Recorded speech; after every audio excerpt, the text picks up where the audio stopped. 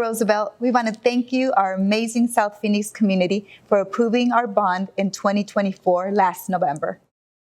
Those funds will be used to support several important projects that ensure our students have the opportunity to learn, be safe and secure in modern spaces.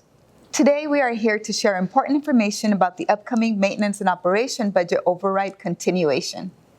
This override has been in place since 2013 and helps to maintain strong programs and create new opportunities for our students. Voters approved the current override in 2021. Without being renewed, it is scheduled to phase out by 1/3 in fiscal year 2028 and another 1/3 in fiscal year 2029. If approved, the override will allow the district to continue investing in programs of high interest, such as engineering, STEM, and dual language.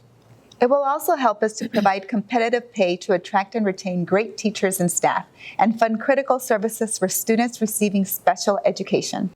It's important to emphasize this override is not a tax rate increase. The established tax rate would stay the same through the completion of this continuation.